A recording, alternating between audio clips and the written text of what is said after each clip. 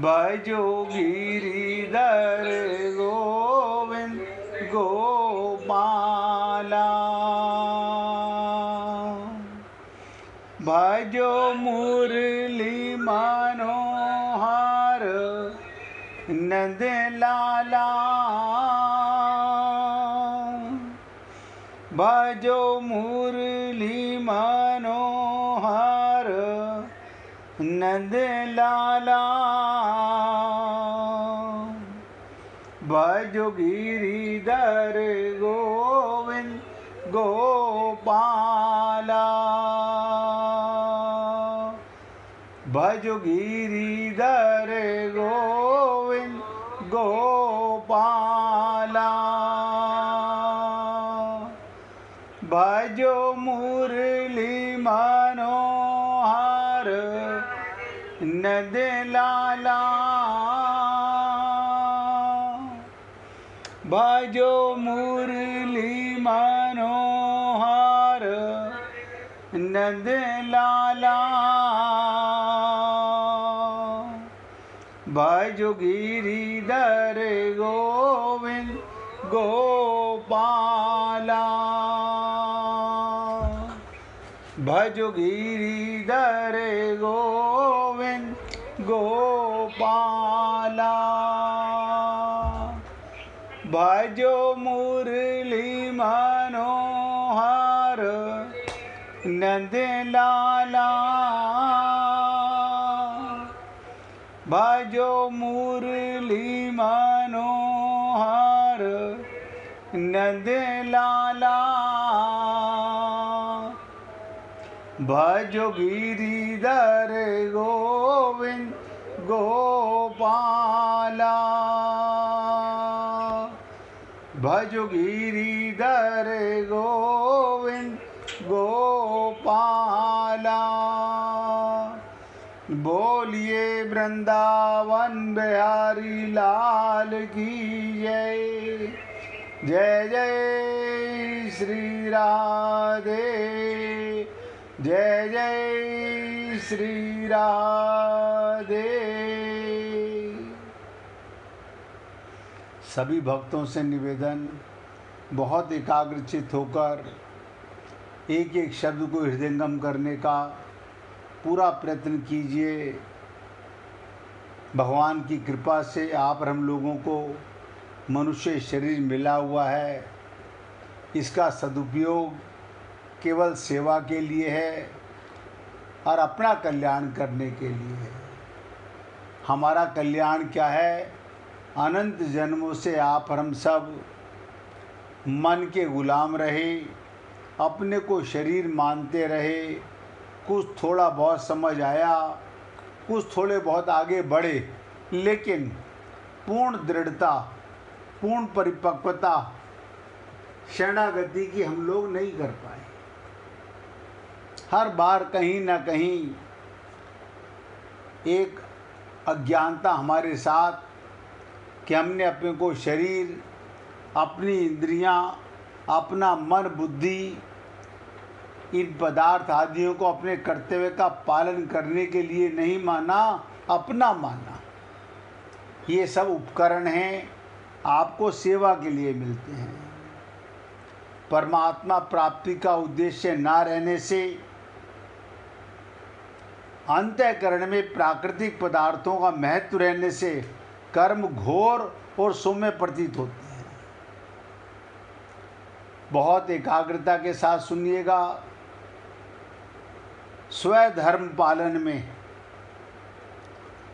प्रत्येक व्यक्ति स्व का धर्म, भगवान कहते हैं स्वधर्मे निधनम श्रेय। अपना धर्म मरना भी श्रेष्ठ है। स्वधर्मे निधनम श्रेय।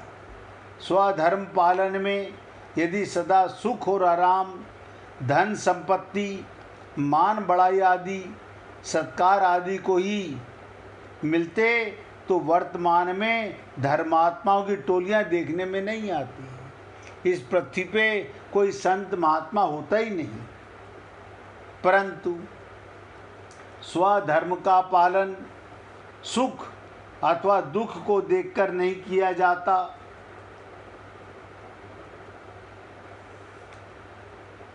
भगवान अथवा शास्त्र की आज्ञा को देखकर निष्काम भाव से किया जाता है। अब सोचिएगा, हम शरीर मानेंगे तो अपने सुख और दुख को देख करके स्वयं का ही ज्ञान, स्वयं माने क्या, मैं माने क्या, शरीर या आत्मा। शरीर तो उपकरण है, हम चेतन आत्मा होते हुए, परमात्मा के अंश होते हुए, बस इतनी सी त्रुटि।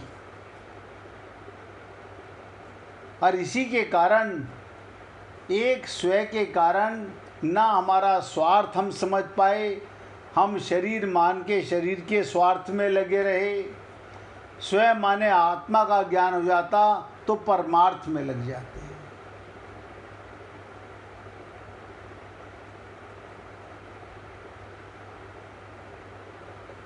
तो स्वधर्म का पालन सुख दुख को देखकर नहीं किया जाता। और आप देखते हैं कि संसार में जितने भी लोग अपने धर्म का पालन कर रहे हैं, वो अपना धर्म मान के कर रहे हैं, लेकिन उन्हें ये ज्ञान ही नहीं है स्वयं माने क्या, स्वधर्म क्या। अब जो व्यक्ति शरीर मानेगा उसका धर्म भी माइक होगा, भगवत प्राप्ति नहीं होगा, भगवान के निमित्त कर्म नहीं होगा। निष्काम भाव से, अब जो सुख दुख का मानने वाला, पालन करने वाला, वो निष्काम भाव से कभी कर ही नहीं सकता। उसका तो भाव सदा ही सकाम रहेगा, आसक्ति सहित रहेगा।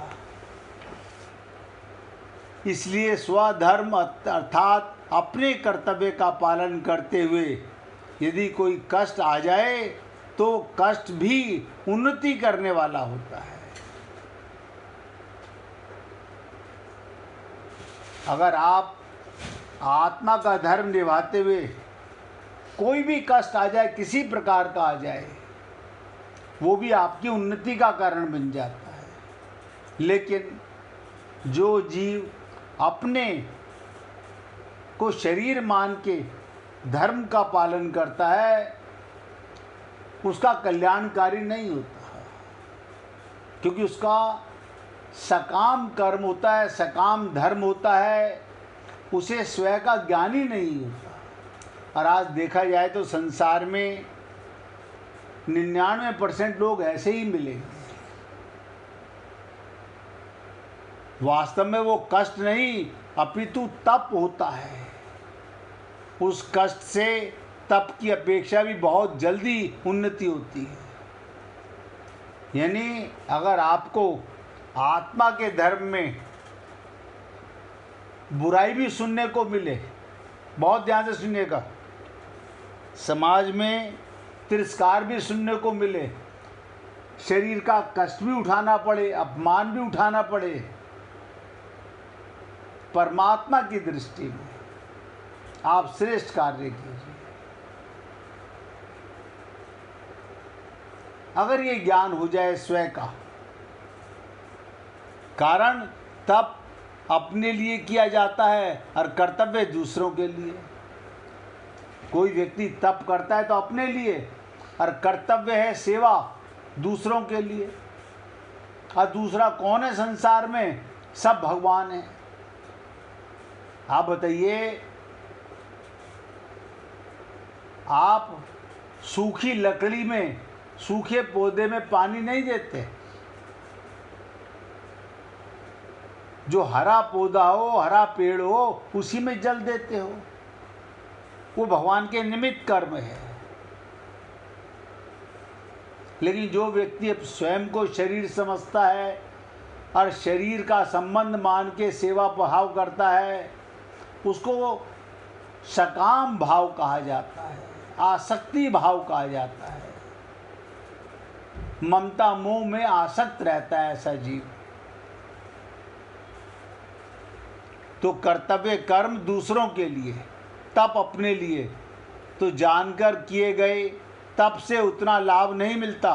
ध्यान दीजिएगा, तप से भी उतना लाभ नहीं मिलता जितना लाभ स्वतः आए हुए कष्ट रूपी तप से होता है। आप कोई कर्म कर रहे थे भगवान के निमित्त और कष्ट आ गया, आपका कल्याण सुनिश्चित है, आप रुके नहीं।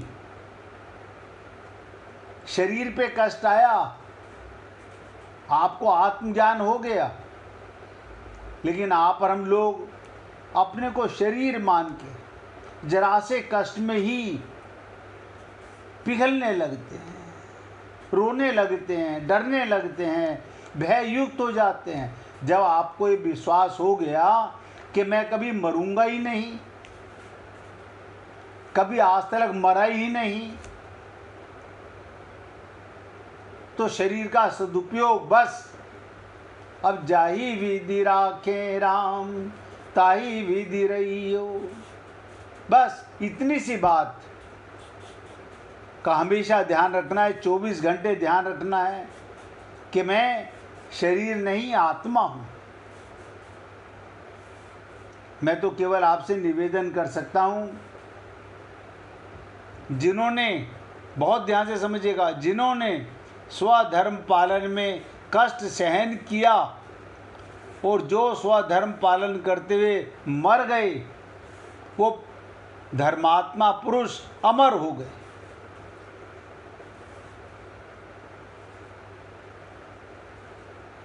लौकिक दृष्टि में भी जो कष्ट आने पर भी अपने धर्म कर्तव्य पर डटा रहता है, उसकी बहुत प्रशंसा और महिमा होती है।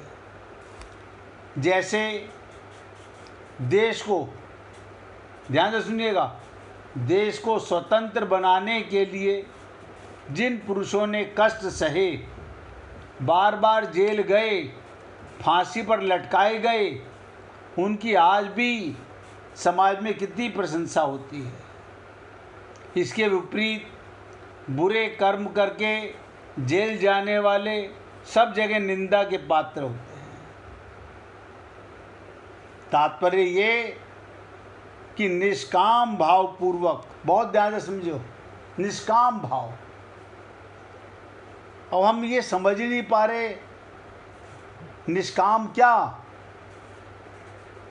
अगर आप अपने को शरीर मान के कर्म करोगे तो 100% सकाम भाव होगा, निष्काम भाव हो ही नहीं सकता। निष्काम भाव तभी होगा जब आपको आत्मज्ञान हो जाएगा। अन्यथा कर्म तो सब करेंगे, लेकिन कौन से कर्म करेंगे? अंधा बाटे रेवड़ी फिर अपने को दे।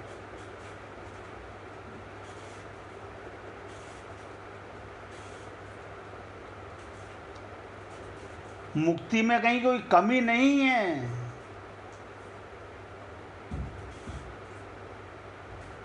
आप अपने आप से संसार में फंसे हुए हो, सदा मुक्त हो, लेकिन अपना शरीर का ज्ञान, मैं का ज्ञान ही गलत हो गया। ऐसे समझिएगा, एक व्यक्ति ने अपने गुरु से कहा, क्या कहा? मेरे कर्मचारी, मेरी पत्नी, मेरे बच्चे, सभी लोग मतलबी हैं। अपने गुरु से कह रहा है, मेरी पत्नी भी, मेरे कर्मचारी भी, मेरे बच्चे भी, सभी मतलबी हैं, कोई भी सही नहीं है, क्या करूं? गुरु थोड़ा मुस्कुराए और उसे एक कहानी सुनाई। क्या सुनाई गुरु ने? एक गांव में एक विशेष कमरा था जिसमें 1000 शीशे लगे हुए थे। आजकल मंदिरों में आप देखते हो शीश महल, भगवान की एक जगह मूर्ति है और चारों तरफ शीशे शीशे लगा दिए जाते हैं। तो सुनाया एक विशेष कमरा जिसमें 1000 शीशे लगे थे। एक छोटी लड़की उस कमरे में गई और खेलने लगी। उसने देखा 1000 बच्चे उसके साथ खेल रहे हैं और वो उन प्रतिबिंब बच्चों के साथ खुश रहने लगी। जैसे ही वो अपने हाथ से ताली बजाती, सभी बच्चे उसके साथ साथ ताली बजाते हैं। उसने सोचा ये दुनिया की सबसे अच्छी जगह है, यहाँ वो सबसे ज़्यादा खुश रहती है, वो यहाँ बार बार आना चाहेगी। थोड़ी देर बाद इसी जगह पर, ध्यान दीजिएगा, छोटी बच्ची का भाव अबोध बालक थी। एक उदास आदमी कहीं से आ गया। उसी कमरे में एक उदास आदमी आ गया और उसने क्या करा, उसने अपने चारों तरफ हजारों दुख से भरे चेहरे देखे। वो बहुत दुखी हुआ। उसने हाथ उठाकर सभी को धक्का लगाकर हटाना चाहा तो उसने देखा हजारों हाथ उसे धक्का मार रहे हैं। उसने कहा ये दुनिया की सबसे खराब जगह है। देखिएगा उस कमरे को छोटी कन्या कितनी खुश हो रही है, बार बार जाना चाहती है। अरे उदास व्यक्ति, दुखी व्यक्ति धक्का मार रहा है, सब उसे धक्का मार रहे हैं। कहता है ये सबसे गंदा कमरा है, ये सबसे गंदी दुनिया है, यहाँ दोबारा कभी नहीं आएगा। और उसने वो जगह छोड़ दी। इसी तरह ये दुनिया, ध्यान से सुनो, एक कमरा है जिसमें हजारों शीशे लगे हुए हैं। जो कुछ भी हमारे अंदर भरा होता है वही प्रकृति हमें लौटा देती है। अपने मन और दिल को बच्चों की तरह, देखो हमारा मन मलिन हो गया। भगवान की दृष्टि में आदमी बच्चा है। अपने मन और दिल को बच्चों की तरह साफ रखें, तब ये दुनिया आपके लिए भगवान का लोक नजर आएगी। गोपियां यही तो कहती हैं, जित देखूं तित श्याममयी है। अन्य वो सेठ जी क्या करें, मेरी पत्नी खराब, मेरे बेटे खराब, मेरे नौकर खराब, यानी कहते ना, बुरा जो देखन में गयो बुरा न मिलियो कोई, जब मन खोजो आपनो तो मुझसे बुरा न कोई। तो सकाम भाव में अपना पराये का भेद रहेगा, निष्काम भाव में अपना पराया कोई है ही नहीं। कौन अपना और कौन पराया? आप सोचिए, सब में एक ही परमात्मा का पसारा है। सबके अंदर आत्मा परमात्मा है। जिस परमात्मा की आप अपने घर में पूजा करते हो वही सब में है, वही। लेकिन हमारी खोपड़ी में ये बातें विश्वास नहीं करती। इसलिए स्वधर्म का पालन करने वाले, स्वधर्म का पालन करने वाले मनुष्य की दृष्टि धर्म पर रहती है। धर्म पर दृष्टि रहने से उसका धर्म के साथ संबंध रहता है। अतः धर्म पालन करते हुए यदि मृत्यु भी हो जाए तो उसका उद्धार हो जाता है।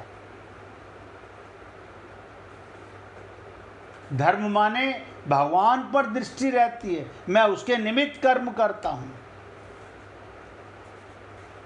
अब यहाँ पर शंका हो सकती है हमारे मन में, स्वधर्म का पालन करते हुए मरने से कल्याण होता है, ऐसे कैसे मान लें? मन में आ सकता है ना कि स्वधर्म का पालन करते करते अगर हमारा मृत्यु हो गई, यानी शरीर की, आपकी मृत्यु नहीं, तो कल्याण कैसे होगा? गीता साक्षात, ध्यान से सुनो, भगवान की वाणी है और उस पर भी हम लोग अपनी बुद्धि लगाते हैं। यानी भगवान की वाणी को भी अमृत के समान पीना नहीं चाहते हैं। हम लोग अपनी बुद्धि से उसमें भी ये भगवान ने क्या कह दिया, ये गुरुजी ने क्या कह दिया, ये क्या बात हुई। यानी हम अपने मन और बुद्धि के इतने गुलाम हो चुके हैं। अब गीता भगवान की वाणी है, अतः इसमें शंका की संभावना ही नहीं। दूसरे, ये चर्म चक्षुओं का प्रत्यक्ष विषय नहीं है, श्रद्धा विश्वास का विषय है। यहाँ पर जो माइक बुद्धि वाले लोग हैं, चर्म चक्षु जो लोग हैं, उनके लिए गीता नहीं है। जिनके हृदय में पूर्ण श्रद्धा और पूर्ण विश्वास हो, फिर भी इस विषय में कुछ बातें बताई जा सकती हैं, जैसे कि जिस विषय का हमें पता नहीं है उसका पता शास्त्र ही से लगता है। बहुत सारे विषय ऐसे हैं जिनका हमें नहीं पता, शास्त्रों से उसका मर्मज्ञ प्राप्त होता है। जैसे जो अनेक संदेहों को दूर करने वाला और परोक्ष अप्रत्यक्ष विषय को दिखाने वाला है, वो शास्त्र सभी का नेत्र है। अतः जिसे शास्त्र का ज्ञान नहीं, वो तो कितना बड़ा भी ज्ञानी हो, अंधे के समान है, मूर्ख है। इसलिए कहा गया, जिस विषय का हमें पता नहीं चलता उसका पता शास्त्रों से लगता है। शास्त्र में आया कि जो धर्म की रक्षा करता है उसकी रक्षा कल्याण धर्म करता है, उसका कल्याण धर्म करता है। आप भगवान के निमित्त जो कर्म करोगे तो भगवान आपके निमित्त कर्म करेंगे। भगवान ने कहा, अहम भक्त पराधीना, जो मेरा मान के संसार की सेवा करता है, मैं उसकी सेवा करता हूं। मनुष्य स्मृति में भी आता है, धर्मो रक्षति रक्षितः। अतः जो धर्म का पालन करता है उसके कल्याण का भार धर्म पर, यानी भगवान पर आ जाता है। धर्म के उपदेष्टा भगवान वेदों, शास्त्रों, ऋषियों, मुनियों आदि पर होता है। सबसे बड़ा भार भगवान पर, वेदों पर। वेद क्या है? भगवान की वाणी है, भगवान के श्वास हैं। शास्त्र, ऋषि, मुनियों आदि पर आता है तथा उन्हीं की शक्ति से उसका कल्याण होता है। जैसे हमारे शास्त्र में आया कि पतिव्रता, अब देखिएगा, धर्म का पालन करने से, लेकिन पतिव्रता का धर्म भी समझ लीजिएगा। आज तक आप लोगों को पतिव्रत का पता नहीं है। पतिव्रता धर्म वो ही निभा सकता है जिसे आत्मज्ञान हो गया, जिसको परम पति से लौ लग गई। शरीर का धर्म तो माइक धर्म है।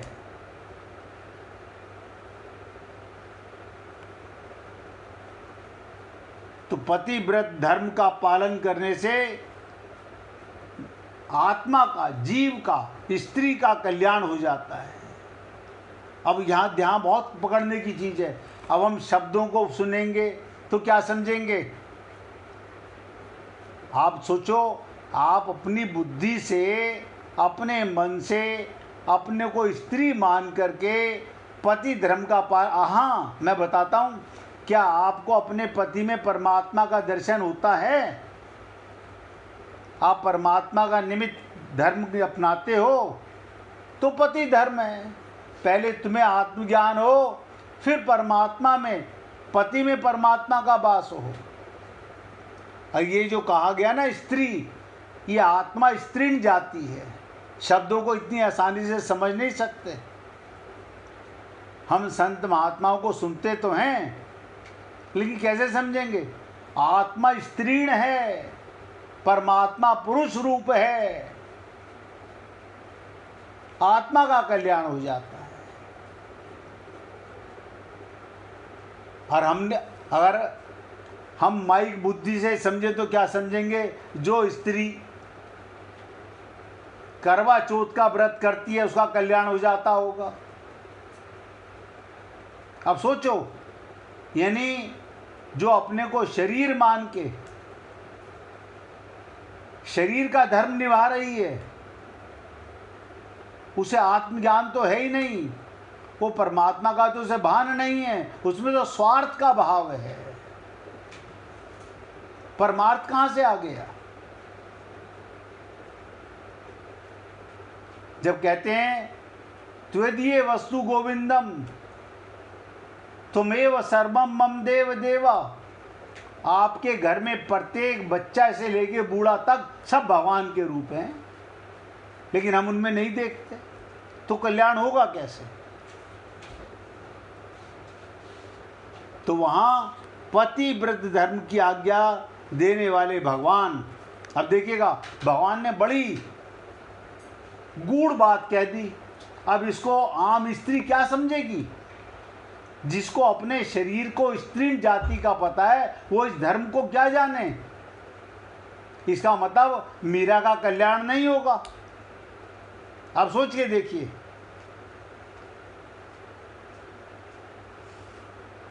इसका मतलब मीरा का कल्याण नहीं होगा।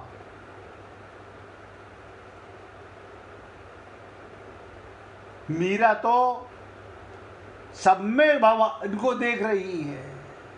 उसको कितना भी अपमान सहना पड़ा, घर में बदनामी सहनी पड़ी, कुल नाशनी जैसे शब्दों का इस्तेमाल किया गया, लेकिन मीरा के चेहरे पर कोई शिकन नहीं हुआ।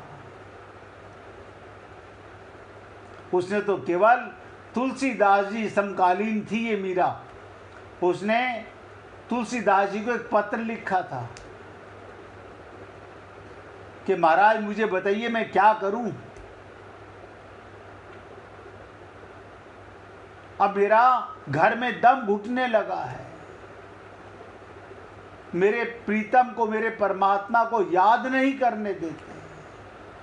तो तुलसीदास जी ने पत्र के अंदर एक चौपाई लिख के भेज दी, जाके हृदय न राम विदेही तजिए ताही यद्यपि परम सनेही।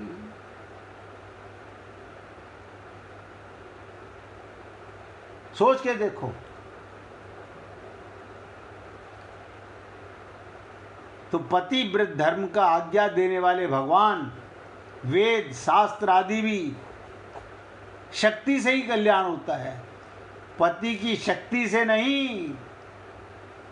ऐसे ही धर्म का पालन करने के लिए, आप बताइए, पति की शक्ति से कल्याण हो जाएगा, परमात्मा से कल्याण हो जाएगा।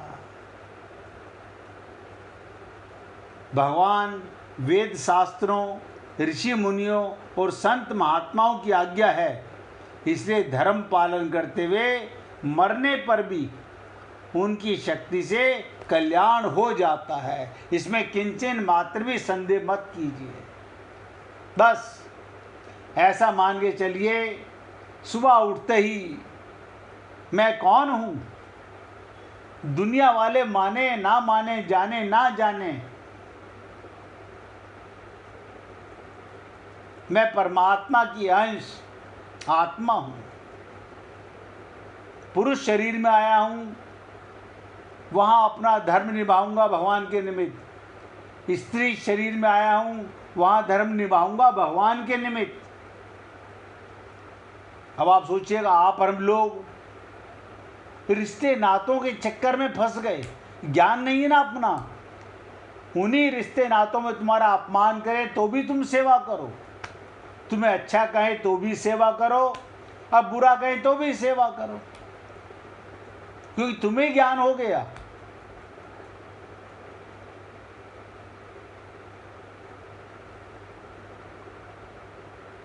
दूसरी बात, पुराणों में, इतिहासों से सिद्ध होता है, अपने धर्म का पालन करने वाले, पुराणों में और इतिहासों में आया, अपने धर्म का पालन करने वाले का कल्याण होता है। जैसे राजा हरिश्चंद्र अनेक कष्ट, अनेक निंदा, अनेक अपमान आदि के आने पर भी अपने सत्य धर्म का विचलित नहीं हुए। इसके प्रभाव से समस्त प्रजा के साथ लेकर परम धाम गए। आप सोच के देखो, मार्कंडेय पुराण में, देवी भागवत में आता है कि वो अपने प्रजा को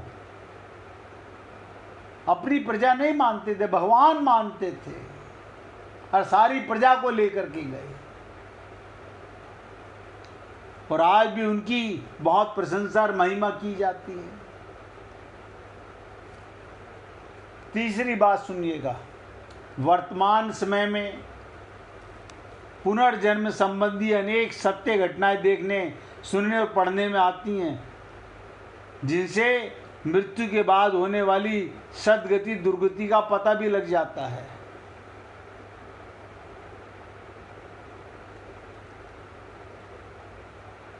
और चौथी बात सुनिएगा, एक ही बात को पुष्ट करने के लिए, शंका का समाधान करने के लिए, निस्वार्थ भाव से, इतना तो आप सब पुण्य आत्मा समझते हो, स्वार्थ भाव और निस्वार्थ भाव। आप चाहे स्वार्थ भाव में कहो ये कि मैं तो निस्वार्थ भाव कर रहा हूँ, लेकिन आप बताइए किससे झूठ बोल रहे हो? अगर आप से कोई बोले आप तो बड़े स्वार्थी हो, आप कहेंगे नहीं नहीं मैं तो निस्वार्थ कर्म कर रहा हूँ। भगवान से झूठ तो नहीं बोल सकते ना, वो तो सबके हृदय में बैठा हुआ है। निस्वार्थ भाव से अपने कर्तव्य का ठीक ठीक पालन करने पर आस्तिक की तो बात ही क्या, परलोक को ना मानने वाले नास्तिक की भी चित्त में सात्विक प्रसन्नता आ जाती है। ये प्रसन्नता कल्याण का कारण बनती है, क्योंकि कल्याण वास्तविक स्वरूप परम शांति है।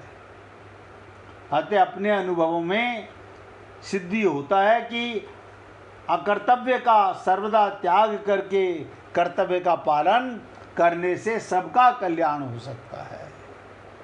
आप हम लोग क्या कहते हैं, उसने हमारे लिए कुछ नहीं किया, हम उसके लिए क्यों करें? तुम्हें अपना कर्तव्य का पालन करना है। अभी एक दिन नरेंद्र भाई ने कहा ना, हमारा छोटा भाई, हम तो उसमें भी भगवान को देखते हैं। बस यही होना चाहिए। हमें ज्ञान हो गया, वो हमें देखे ना देखे, वो हमें दुश्मन भी माने, कोई फर्क नहीं पड़ता, कोई भी रिश्ता हो, हम सब में भगवान को देखें। 1 मिनट भगवान का कीर्तन कीजिए, उसके बाद इसी श्लोक की बहुत गंभीर और मार्मिक बात पर चर्चा करेंगे। हरि बोल हरि बोल हरि हरि बोल, हरि बोल हरि बोल